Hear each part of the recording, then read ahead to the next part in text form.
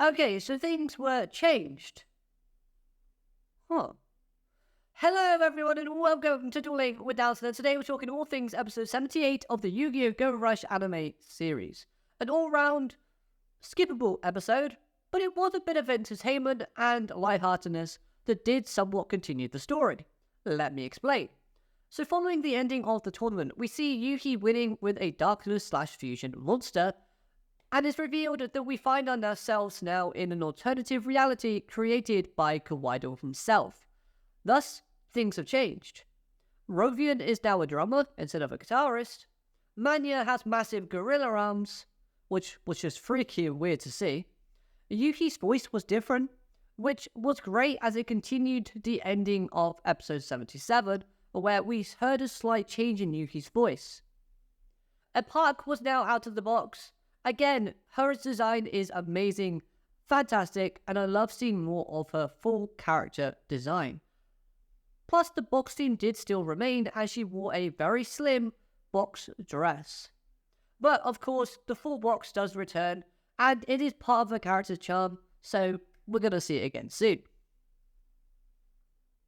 There were a lot more strange things happening to other characters throughout this episode, and it was fun seeing them as the episode went on and trying to spot what the differences were.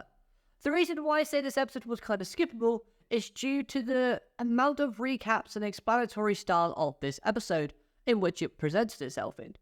As we see our characters acting differently, only to then fill up the episode's runtime by our heroes recapping the day's encounters, just to explain how the reality of characters are different from what they should be. We spent way too much time on the Dana move section.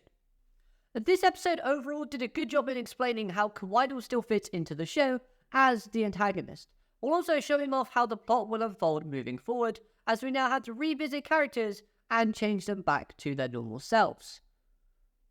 Now, of course, the episode makes it out that the characters that watched this tournament are the ones that were involved. So anyone who saw the TV broadcasting, who was there at the scenes, so there's a lot of people, which means they need a lot of manpower in order to be able to achieve the whole world going back to normal. But my question is, what happened to the exploration team? Like, do they still get affected by this reality? As they didn't watch the tournament unfold, instead, they were looking for Otis. Now, this style of plot does offer us some new dueling matchups that we might be able to see moving forward. And I do know that as of the next episode, we are seeing Yugioh versus Manabu. Now, that should be a really fun duel, and I'm looking forward to seeing that. So overall, this was a fun and harmless episode with some good future building in kind of dropping little crumbs as to what we can expect moving forward. Is it one you desperately have to rush out and watch? Not really. Could you still understand what's happening even if you skip it? Yes, because, spoiler, they do kind of recap what's happened in the next episode. But anyways, that was a quick review of what happened in episode 78. Let me know your first impressions of this episode in the comments down below. Have a great day, arigato, matane, goodbye.